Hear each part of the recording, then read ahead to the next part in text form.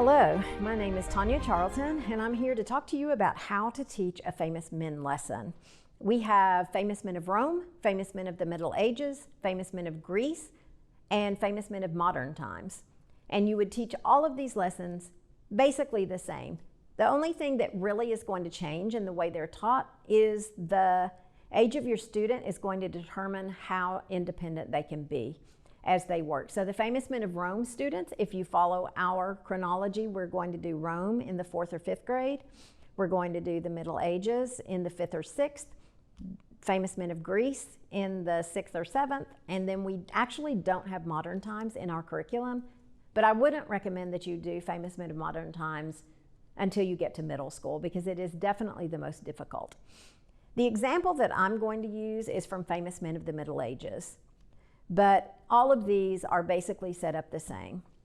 So what you need first is a textbook. You need your text, which has the stories in it. You need a student guide and you need a teacher guide.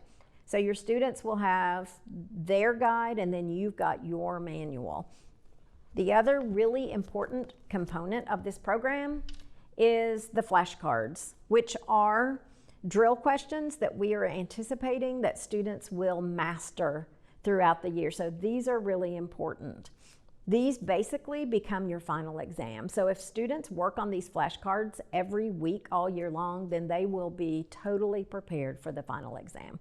And there will be no cramming. And hopefully all of this information will be in their permanent memories. So when they go on in middle and high school to study these courses again on a higher level, they will already have all these pegs to hang the information on. So the first thing I would recommend for you after you've gotten all of your materials together is that you read thoroughly the teaching guidelines in the front of the teacher manual, and also if you use our lesson plans, in the front of the lesson plans will be further teaching guidelines for you. Now, I'm going to start for my sample lesson, I'm going to do Chapter 4, which assumes that the students have already studied 3 chapters. So that means when I start my class with a review, and you always want to start every class with a review, because your goal is to retain knowledge. And so we're looking for mastery here. So at the end of lesson 3, students will have had this many flashcards that they should have a good grasp on. So this makes a really great way to start a review, to start your class, because it wakes them up, it gets them going. And these cards can be used for games. You can go through and see how many they can answer in 30 seconds with a timer. You can put them in a bag and shake them up and have the student draw one or you just draw one that would be like you get 0 points or 10. Or you can just quick recall, ask them everyone and see if they can answer them. And the ones that they can't answer, that they don't have mastered, you could put in a separate stack that they need to work on the rest of the week. Okay, so then I would have, before I start my lesson, because you need to be as prepared as possible, I would have the cards out that you plan to teach this week, this particular week. So I'm doing theodoric. There are 4 cards for theodoric, so that means there are 4 facts that students really need to master in this program. And the lesson numbers are at the top of the cards, so they're really easy to organize and to keep together. Okay, so the first thing to do is start in the student guide. So you would have your teacher manual open, and the student would have the student guide open, and you would start reading by reading the facts to know. Now, the facts to know are basically reading notes. These are not necessarily the information that's in these cards. These 4 facts, some of them will be in the facts to know, but not all of them. The facts to know are more information that the student needs basically to master the reading, but not necessarily all of it is information that the students need to master in their long-term memories. So go through the facts to know, which will be foreign to everybody at this point because you haven't read the lesson. But it does mean when you get to the lesson that the students will have heard these difficult names before. So just read through them. It shouldn't take very long at all. And then read through the quotations that are underneath them. So this particular one has 2 quotes. The first one is by Theodoric. "There's the country which shall be our home." And the second one is Odoacer. I will give you thousands of pounds of gold and silver if you will agree to go back to your own country. So right there, we can see that there's going to be a conflict, obviously, between Theodoric and Odoacer, even before we've read. So you can spend a couple of minutes talking about what the student anticipates could be happening in the story, but I wouldn't spend very long with it because it will become clear. Then the vocabulary you would also do before you read. Now, the vocabulary for the Famous Men books is different from the vocabulary the way we teach it in literature. In literature, our goal is to teach vocabulary, to teach students the meanings of the words through the context of their reading. But for this purpose, the vocabulary is just to give students some definitions for words that might be unfamiliar to them, especially if they're words that are specific to a time period. And so in this particular lesson, there are 4 words: hostage, patrician, provisions, and treaty. If students have already studied Famous Men of Rome, they know what a patrician is, so they can easily answer that question.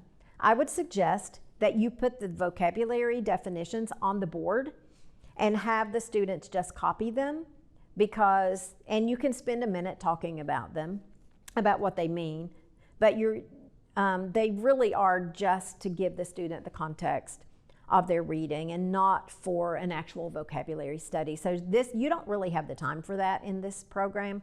So I would just not spend more than 5 minutes on vocabulary. Then, before you read, you're almost ready to read. Before you read, I would read through the comprehension questions. Either have the student read through them or you read through them for the student and the student follows along. You haven't answered anything, you haven't read anything, but this gives them an idea of what to look for as they're reading. So go ahead and read through those. That will only take a minute.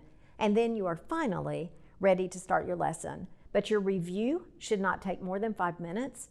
And this facts to know vocabulary and reading through the comprehension questions also should not take more than 5 or 6 minutes.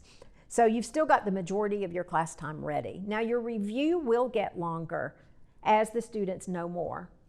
By the end of the year, they've got all of these cards that they have to have mastery of. So you can't review all of these cards every week. So just be knowledgeable about that, about what the students really need to review. Some things they will master at the very beginning and you never really need to go over them much again. So your review will get a little bit longer, but it still should not take more than 10 minutes.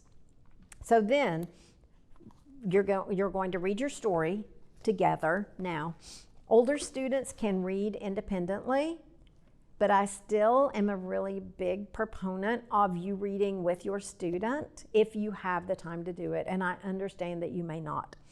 But if you have the time, these stories, like this story, is really only 3 pages long. It is not going to take very long to read.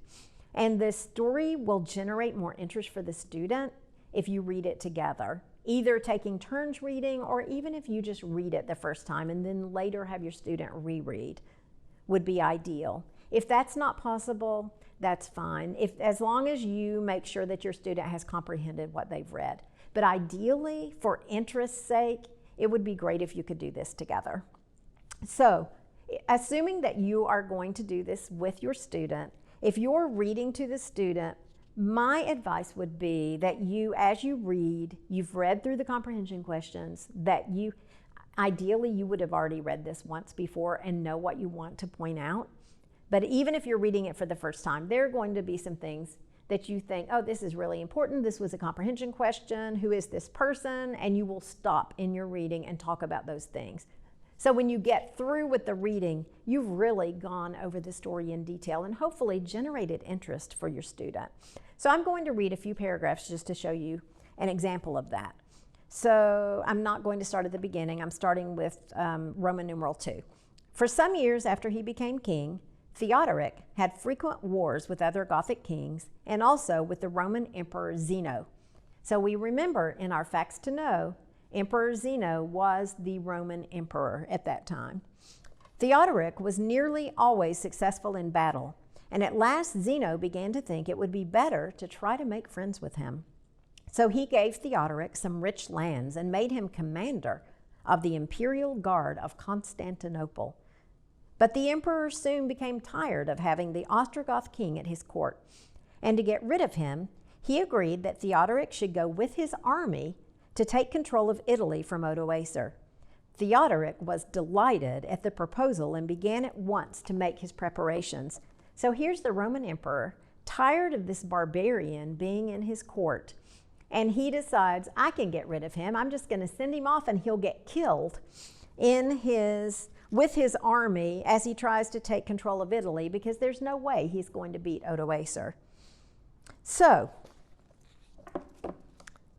this backfires.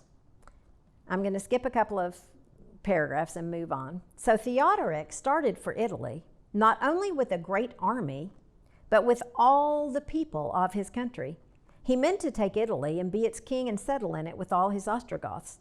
When he set out, he had with him 250,000 persons, men, women, and children, with a great number of horses and wagons to carry them and their things. He also had an army of 60,000 brave soldiers. So this confident barbarian actually went to war against Odoacer, with all of his people. All the women, all the children. He took his entire country with him. He was so confident of winning. So if you stop in your reading and actually talk about the humor in this and build the anticipation for your student, by the time you get to the end, they are going to be interested, and this is going to be a story that they remember.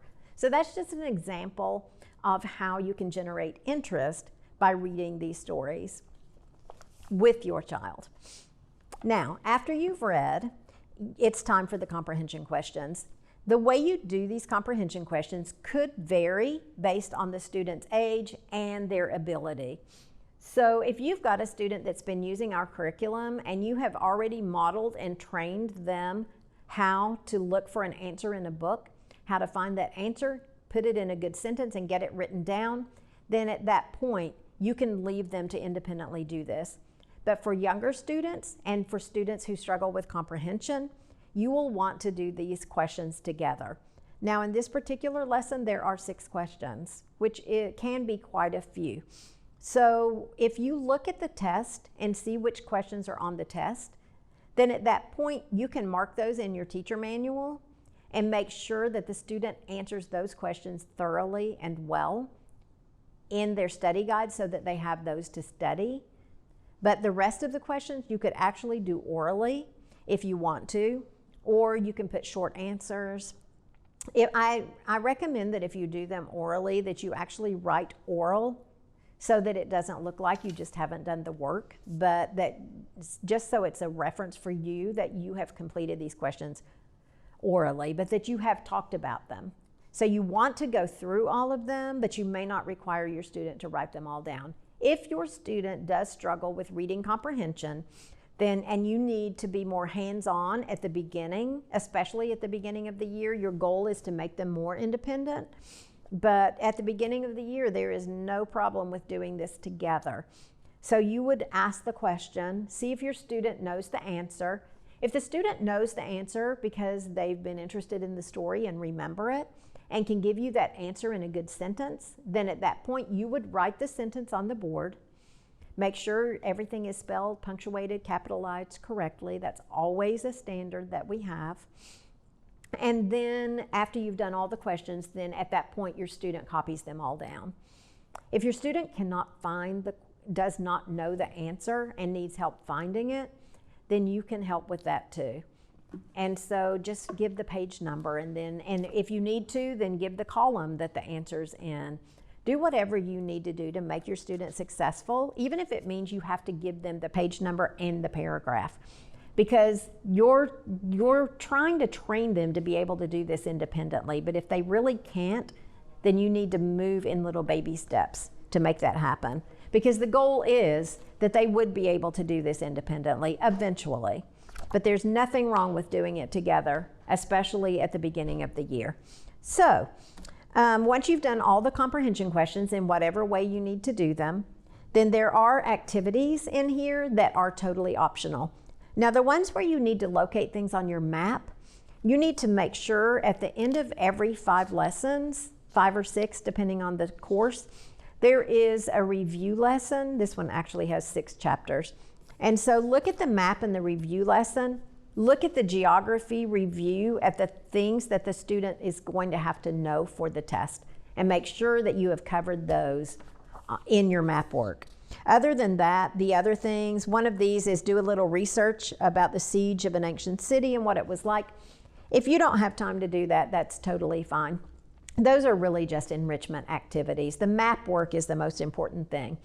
And make sure before you start teaching that you've familiarized yourself with the appendix of your book. The appendix based on the course will vary.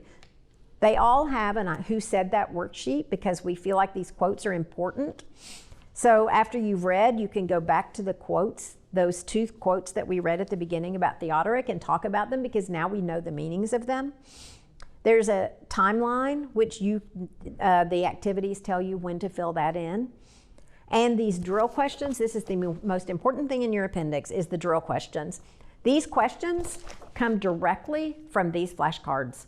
So every week the student needs to fill in their drill questions so that then they have the answers that they need when they practice with their flashcards.